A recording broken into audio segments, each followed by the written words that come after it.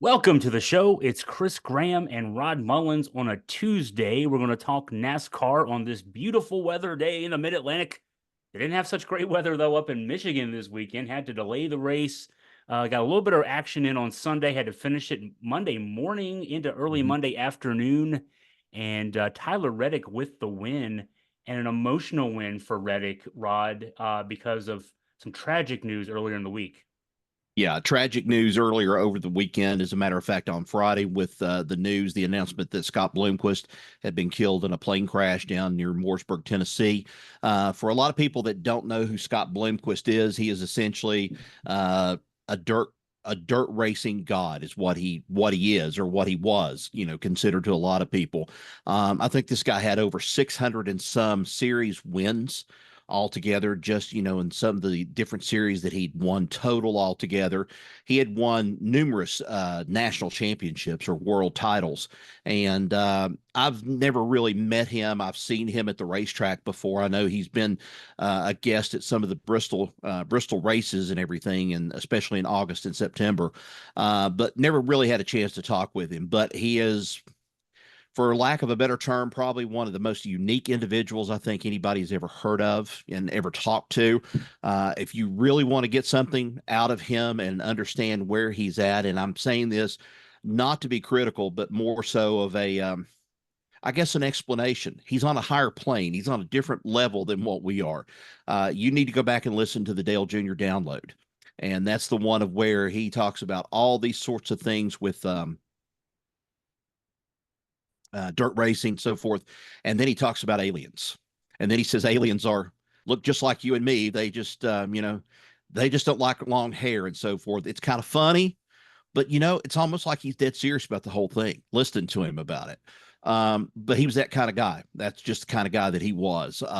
He just, just a shame. I think he took this little Cessna plane out, I believe was what the plane make was. Took it out. It's already been specified to and told by a lot of people he didn't have a pilot's license, but he flew. His dad was a former pilot, and he flew around the farm and crashed into one of the barns that he had there on the Mooresburg, area farm that they have and so forth. Really, really a shame. And getting back now to Tyler Reddick gives him a lot of credit because he feels like he taught him a lot of things in the world of dirt track racing and being able to race on dirt. And he also believes that some of that stuff translated over to him when he was able to, hit the NASCAR circuit. Even though we only saw Scott Bloomquist probably a few times, he was in the Truck Series one time. I know he raced in the Truck Series, just really couldn't catch on, or he just didn't want to be a part of that because he was so dominant when he was on the dirt tracks. It's kind of like, why give up something like that and then try to move on to NASCAR when, you're going to Eldora and the Dream and you're winning, what is it, $100,000 or something for the night, winning that championship. He came in here, as far as I know, as close to where I live. He came to a place called Isom, Kentucky, raced at Mountain Motor Speedway, and ended up getting beat by a guy for $10,000 for the top car of the night.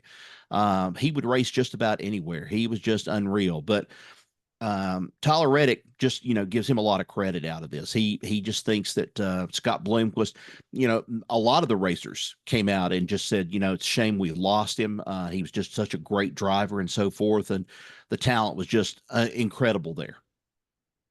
So the win goes to Reddick. After one of this emotional weekend, his mentor basically dying so tragically, as you mentioned, and to summarize the end of the race, Reddick, there were a couple of overtimes, a lot of back and forth. With him winning now, with Reddick winning, he was already a winner this season on the Cup Series, so that basically opens up another playoff spot. There's still Right. four playoff spots open with two races to go, which will make for some interesting jockeying in these last two races, right there on the cut line.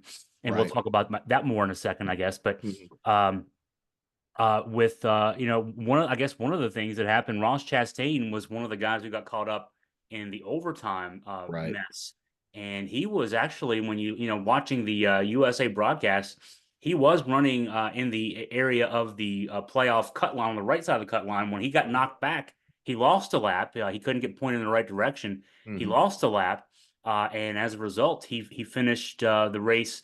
Uh, Basically, he finished outside of the cut line Right. as it stands right now, and it actually moved Bubba Wallace back inside the cut line for a brief time.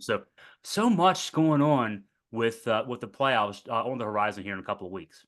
Yeah, and that's the one too. When Ross Chastain had that accident right there toward the end of the race, there's a lot of people that kind of on the sidelines, the Monday morning quarterbacks, if you want to call them that, have kind of said, did NASCAR throw the caution a little bit too soon? Because he was off the track after this had happened. He was off the track and he was onto the apron and so forth, and really away from the rest of the action that was going on. But a lot of people were asking, why did NASCAR throw a caution right there, especially to throw another overtime, thing into this whole mix and see what was going to happen? I don't know. That's going to be a question a lot of people are going to ask. Uh, let's see. I'm looking at the standings now, and Reddick would be first in the standings with that win too. He's 814 points. Right. Man, what a season for him! A couple of wins, 11 top fives. Um, so looking at the cut line, there's so many guys in that mix there between Martin Truex Jr., who was running well, got caught up in a wreck Sunday/Monday. Ty Gibbs, Chris Buescher, Ross Chastain, Bubba Wallace, Kyle Busch, Chase Briscoe. Maybe that's the cutoff line there. Man, there's these. That's going to make these next 2 weeks interesting. If one of those guys, obviously, if they pull off a win, or if someone outside of that group pulls off a win, that throws a monkey wrench into things. And then Mhm. there's going to be a lot of jockeying for position these next 2 weekends. Yeah, there's going to be Kyle Larson.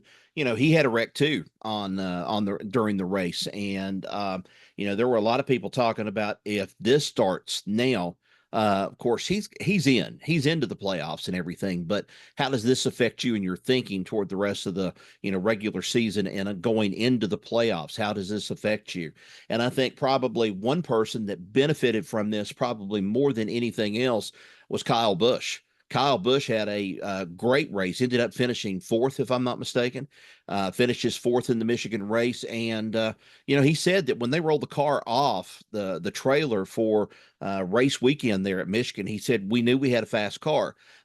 Obviously, there were some things that happened along the line that he just could not hold on. He led the race there for a little while. He pulled out in front and he led the race, but he just didn't have the speed.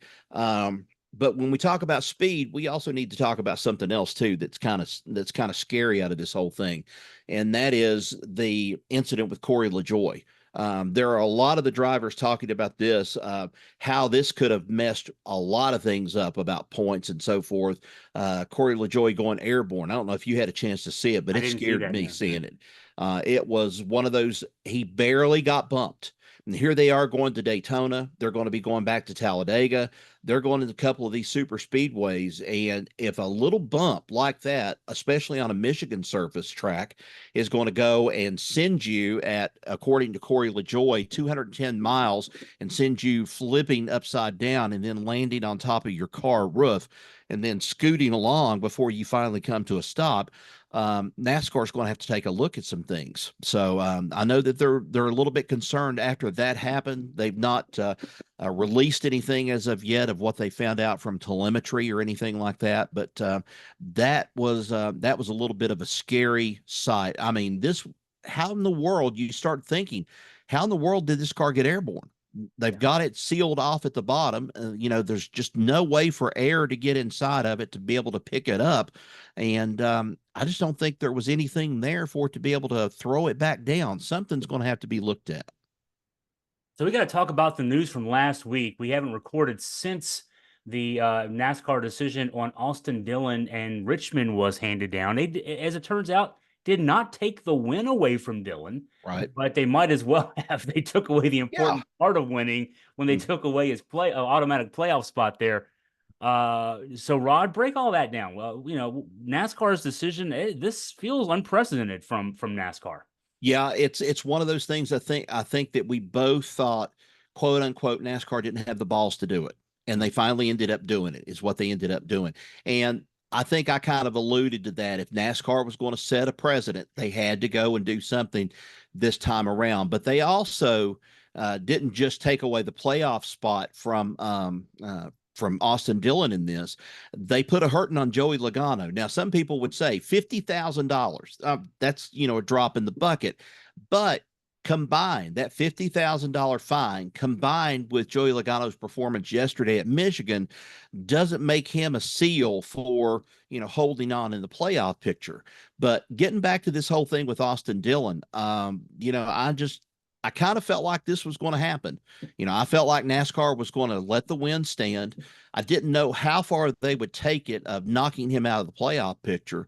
But I was surprised they did not fine Joey Logano more, or at least suspend him a race, maybe for what he did.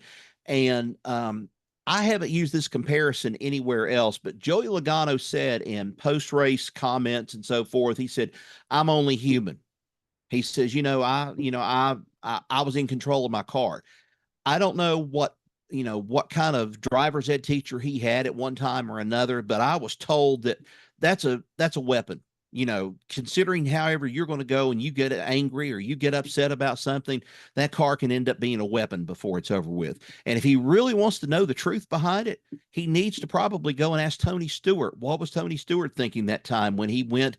And I'm sorry, the guy got killed on the track up there in New York, and he didn't race, for gosh, I don't know how many races after that.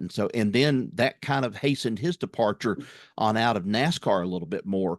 But Joey Logano needs to think about this stuff. There were people, I've heard people complain about this thing of saying that people shouldn't have been down on pit road. Well, you don't normally come down pit road in excess of 55 miles an hour. Everybody's kind of creeping in there toward the end of it to line the cars up. And then the winner of the race is traditionally the one spinning out and everything. And then he makes his way onto the winner's circle.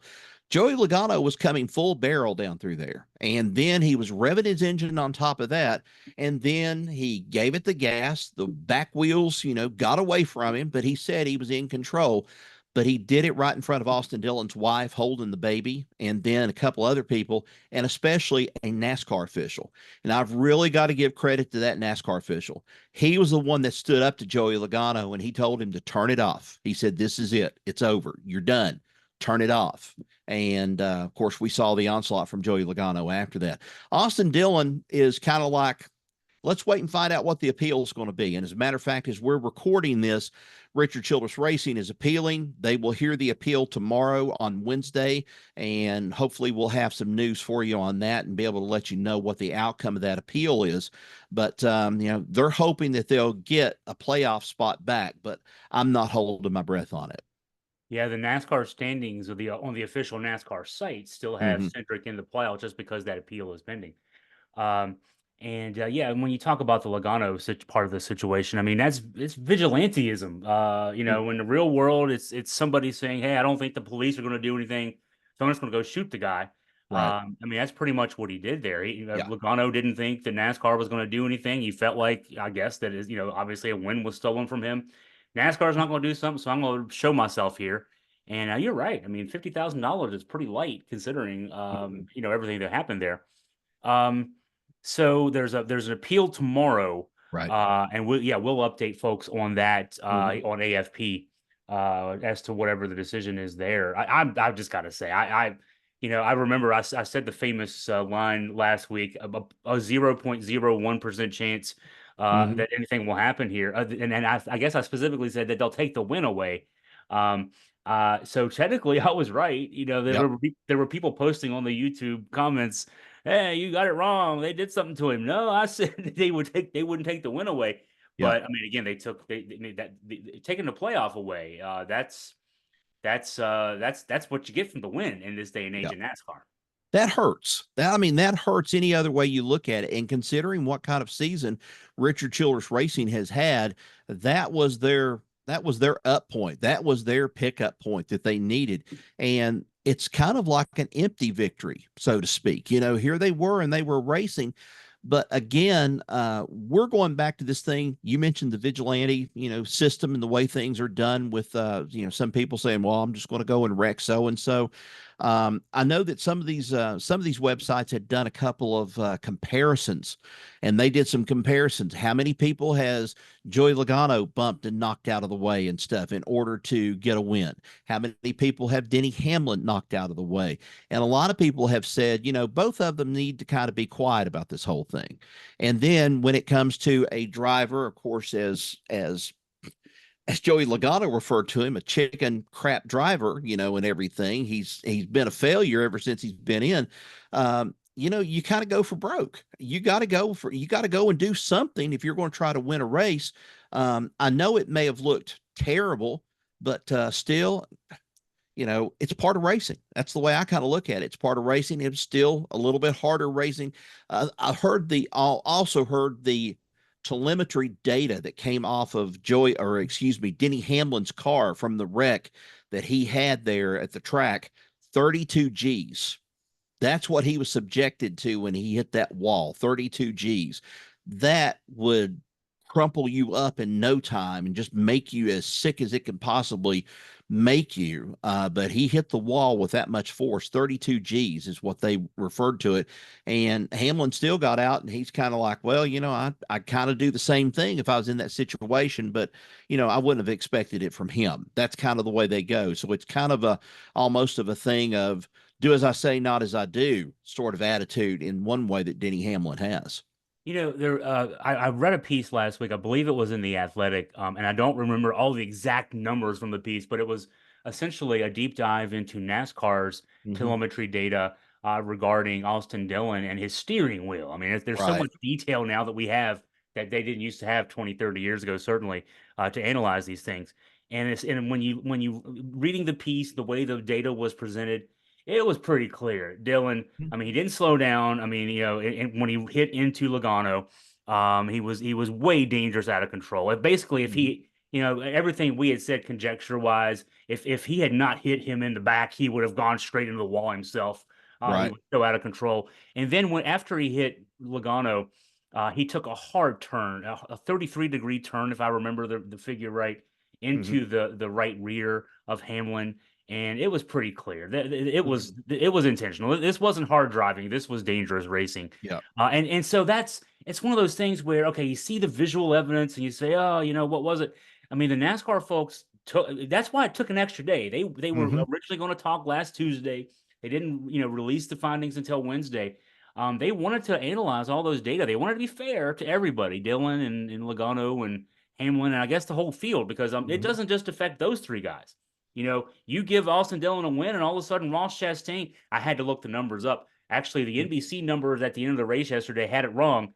Chastain is on the right side of the cut line by 1 point over Mm-hmm. over Bubba Wallace right now, who's on the wrong side at number 17. But you give him that win, and all of a sudden those guys go one spot further back. So it's not just those three guys affected; it's really the whole field affected. So they Yep. did take the time, they did take the effort, and give them credit for that. And boy, I don't. I'm like you. I don't know that anything's going to happen in this appeal, but because the data's there, the visual evidence is Mm-hmm. there, but there is an appeal process. The appeal process. Who hears this appeal? Is it just within NASCAR? Is there some outside body that? It's kind of like an outside firm. They have some connections. Duke have connections with NASCAR, but mostly it's an independent group that goes and listens to this.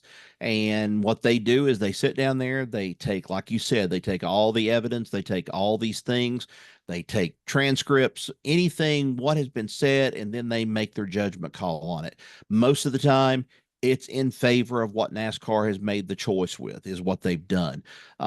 It's very seldom have I ever seen them go the opposite way on But it's some at least decisions. it's at least something outside of Right. NASCAR, because if you're just appealing a NASCAR Yeah. decision to NASCAR, NASCAR is going to say, "Hey, we already It's made this going to fall decision." on deaf ears, is Yeah, what it's yeah. going to fall on. So you're right. At least there is that, and I'm sure this independent arbiter will also. I mean, there whether NASCAR either made up a rule on the spot or bent a rule or kind of Mm-hmm. read a rule just to craft a decision here. That'll go into the effect too. So Yeah. that's interesting. Well, we'll have to watch for that tomorrow, certainly. So the series goes back to Daytona this weekend. Mm-hmm. We're down to our last two races before the playoff cutoff. We just raced a super speedway this past weekend, so the teams are set up. What do you think as far as this weekend goes? This is going to be a telling sign. Again, going back to this thing of Corey LaJoy, I'm sure there's going to be some crew chiefs and some car owners are going to be wondering, what the heck? What happened at Michigan? This didn't happen at Talladega, but what happened at Michigan is some cause for concern, especially going into Daytona this weekend. As for the drivers, I really can't tell you who is really going to stand out in this race because we're getting down, like you said, to the two races in the regular season that could make or break somebody into making the playoffs. We could have a first time winner, step up and really just walk into it. And then again, we could have one of the old timers on one of the old regulars back in there winning again. And that just makes it that much harder for the rest of the field. I really have to say that if they're going to Daytona this time around, Richard Childress will probably find some kind of speed in the Austin Dillon car and especially in the Kyle Busch car. They'll find something. They've been good at Talladega. They've been good at Daytona. So we'll have to wait and see what they pull out of their hats. Hendrick has always been tough. When they're at Daytona, they always bring at least the three or four cars that they've had. They're usually at the front unless something drastic happens. But we've seen the pickup also of Ford, and especially with Penske Racing, Penske will probably have at least Blaney up toward the top. They'll have him in there. I don't really expect to see Austin Cindric out of that, but Joey Logano, yeah, he'll race with them as well. This is going to be a chance for Toyota to kind of pull off something that they haven't done in quite a while. It had been 9 years. I think it was 9 years since Toyota had won at Michigan, and that's been in the backyard of the big three automakers.